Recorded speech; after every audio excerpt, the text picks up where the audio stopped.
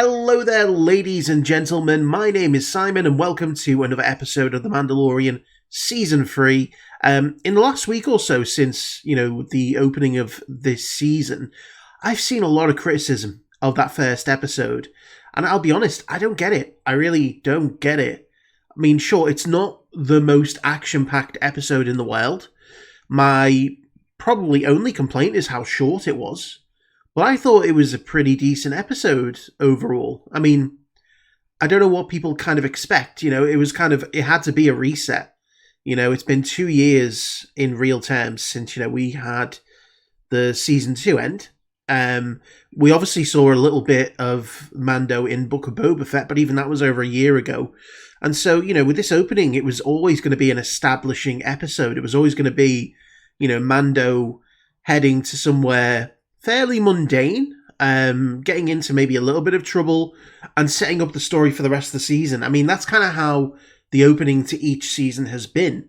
If you look at it, I mean, I thought it was much better than the opening to season 2.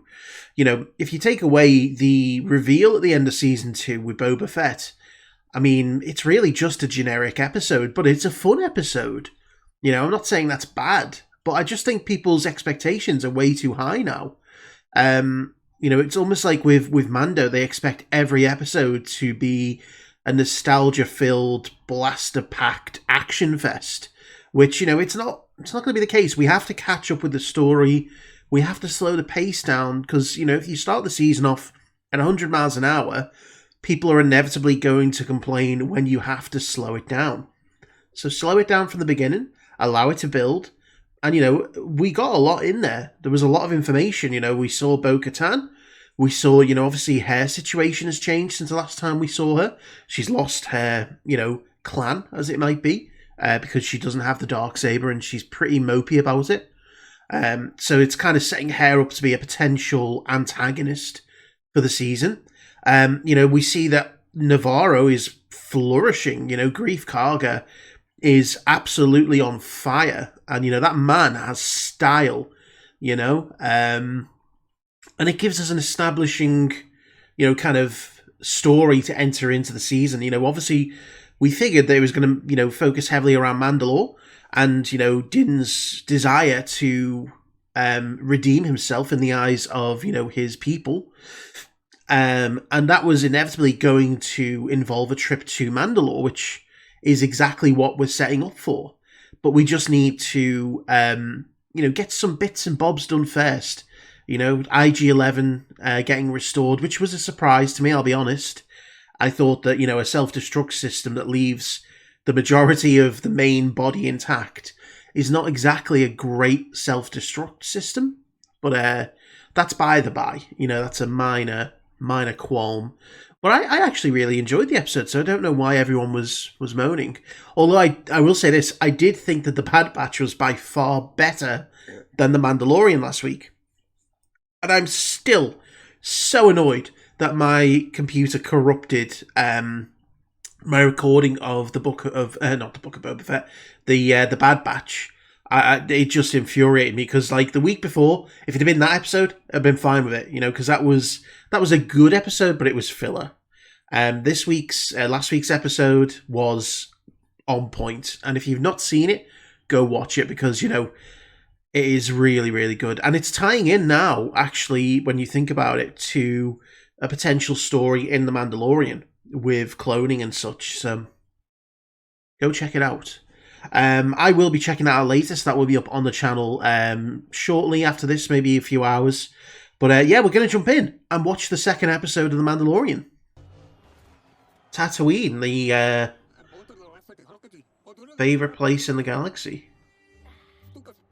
where all stories converge. I don't know what to tell you, pal. Boy, I don't know. I mean, lucky for you, business is slow. I feel sorry for the actor who plays Pell, because, like, every season she has to shave her eyebrows.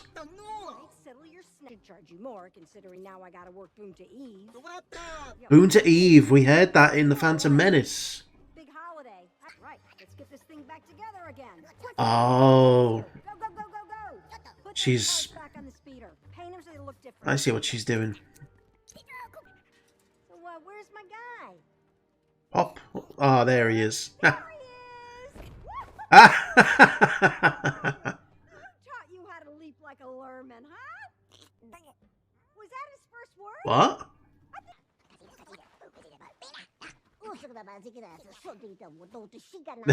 Memory circuit. It will never not be hilarious here, Sorry, pal. speaking of Chance cubes. Jawaese. Nope. I'm going to Mandalore. I need a droid that can explore ahead of me and test the atmosphere. Make sure He's shaking. Hey, get right back here, scaredy droid. All right, kid. You ready for an adventure? That should have been the ending of last episode, you know? On that moon, Concordia. Concordia. And that's Kalevala, where we visited Bo-Katan. Right. Same system. Star Wars is giving us, well, is giving a maybe more casual fan Their way around. a lesson in geography. That way. There wasn't a question. Emergency eject. Over to that split in the rock and take an air sample of the ruins below.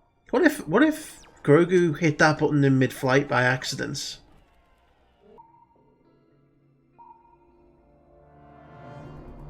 And he's gone. R5. Of course. Read me. I'll pressurize my helmet. Seal yourself in your pod. Be right back. Pressurize his helmet. That thing doesn't exactly look airtight, you know?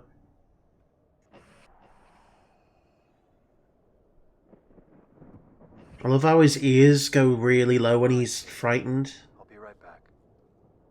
It's very cat-like.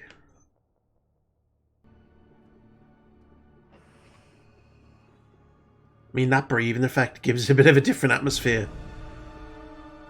Oh, my word.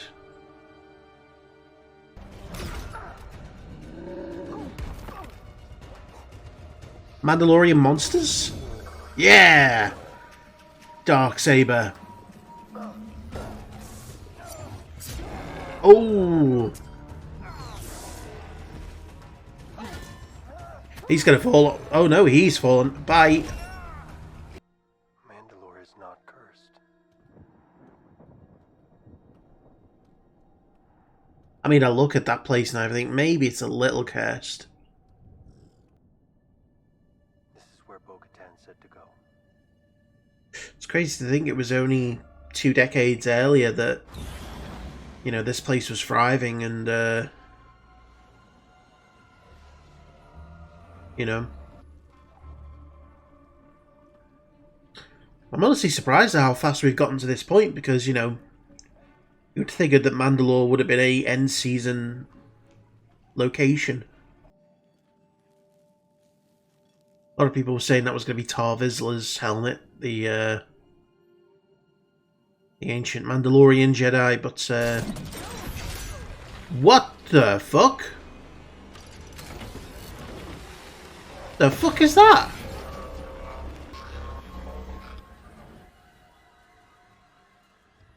What the fuck is that? That's like a mecha crab. What the fuck is that doing down here? Or ever? What the fuck? I mean, this is different. I like it. Oh, it's a creature inside a mech suit. Oh, okay. It's a creature in a mech suit. In a mech suit. Not the Darksaber. Imagine Grogu just flies in, picks up the Darksaber and just starts swinging. Uh-oh. To Bo-Katan. Oh shit, this thing's got a lightning bolt thing.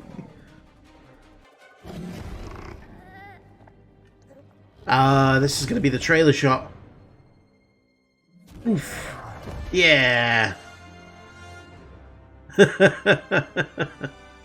He ain't in the mood. Download the astromech, find out where they were. I like how she went from being like, I'm gonna go kill him, to being, I'm gonna go kill the person who's trying to kill him.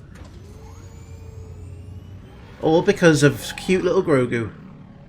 Also, Bo-Katan back on Mandalore. That's gonna be a thing. Like, Clone Wars fans are getting served right now.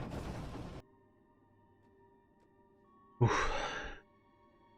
She has a lot It's a beautiful civilization. of history here. My family ruled it all. Now it's a tomb. You tried to supplant your sister, if you remember. Let's go. I knew quite a few Jedi, you know. Ooh. I don't know what they taught you about us, but there was a time we actually got along quite well. Fought Yeah. side by side. For the most part. Oh, I love the shield. Yes. Did you think your dad was the only Mandalorian? Oh, it's pumping out the blood.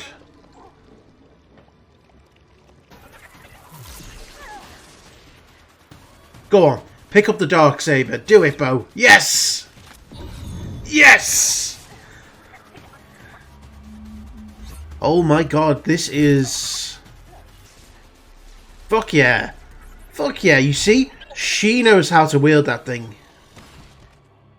Dan, Find you. Oh shit, it got to the mech.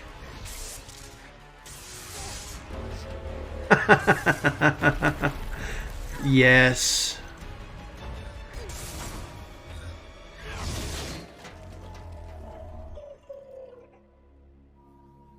God damn. That's like, that's what, you know, a live action Clone Wars series could have been like. Just lightsabers through metal. Mandalore is not cursed. was I? I know. Look around. Yeah, it doesn't look... There's nothing left. What pains me is seeing our own kind fight one another time and time again. Killing each other for reasons too confusing to explain. It made us weak. We had no hope to resist being smashed by the fist of the Empire. Yep. There. She's a key part to all that infighting as well. To the mines of Mandalore. We died defending Mandalore.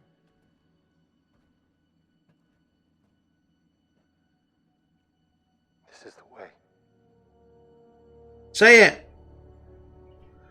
Say it, Bo. You will say it before the end of this season.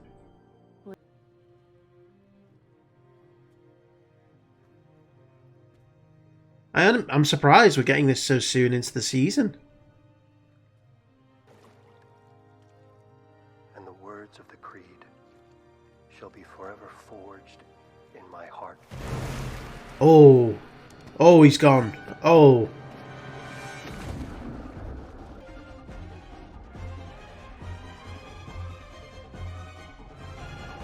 Clever. She's using his own... Yeah. I mean, he got a fully immersive experience. He got as deep as you could get. Ah, it's a mythosaur. That's a mythosaur. Holy shit.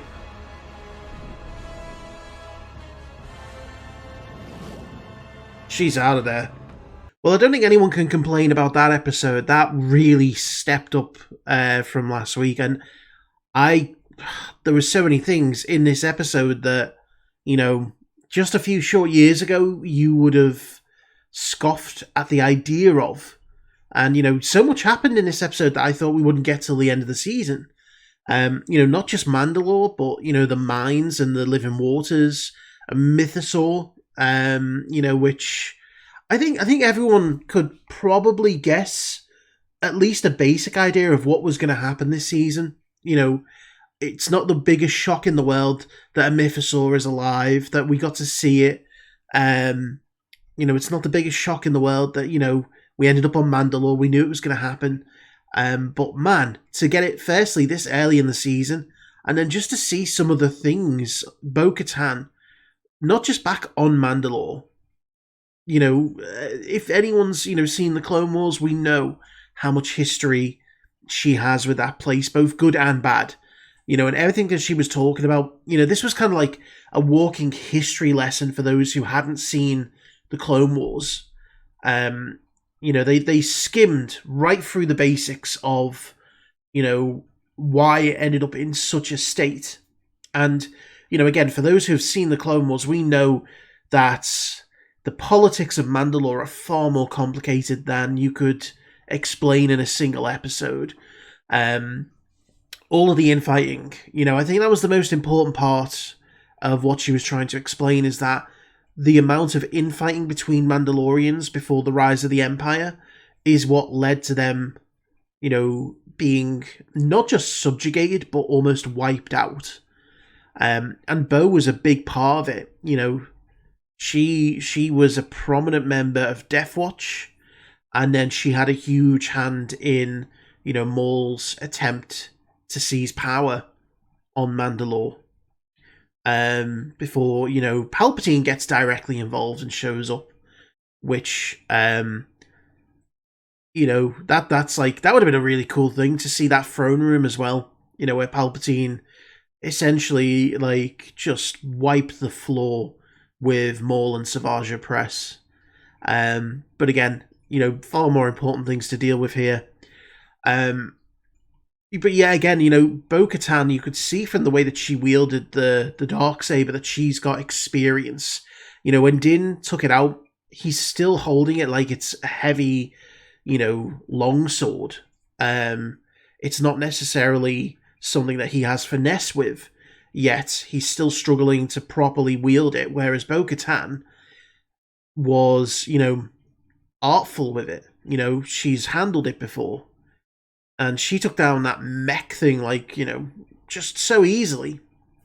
And it just, like, for me, that's like, could you imagine, like, a live-action Clone Wars during the height of the Clone Wars itself?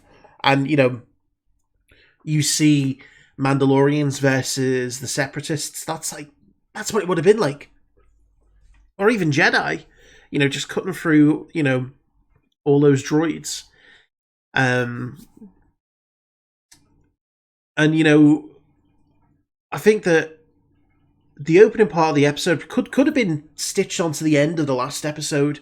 Everything with Peli could have been like, the end shot there where Mando was saying, "Are you ready for an adventure, kid?" That should have been the end shot of the first episode, because not only would it have extended the runtime of that first episode a little bit, but, it's kind of like, it's a really nice place to kind of finish off for that. And then you start this episode, bam, right on Mandalore. But that for me was not a problem. It was just like more of a an interesting sort of idea for me. Yeah, I'm still trying to process everything that went on in this episode, because, again, it was a history lesson. I think, there was a lot of people who were saying, what about people who didn't watch the Book of Boba Fett? How are you going to explain to them how Grogu is suddenly back with Din, and seemingly nothing has, there's the story continuity doesn't seem to make sense if you don't watch the Book of Boba Fett. And, I never really thought of that as being too much of a problem, because I think even casual fans probably would have at some point tuned in to the Book of Boba Fett just to see what was happening. And, it's not a massive, thing for it to be like, oh, Grogu's back with Din. Especially if you watch a trailer. If anyone had seen the trailer, they'd have seen Grogu, and that might have, piqued their curiosity to say, oh, how's he back this season? And that might have led them on to, the Book of Boba Fett. But I think, a question that probably a lot of people weren't thinking about is, what about those same casual fans who, have not seen the Clone Wars or Rebels? How are they going to understand the impact of Mandalore itself, the history of Mandalore, and the politics of it? Because, again, it is a complicated history. To the point where some people probably didn't even realize Bo-Katan was a member of the royal family. We've still not had a mention of Se3. So there's probably a lot of people out there who still don't realise that her sister was the ruler and also, a potential love interest for Obi-Wan Kenobi.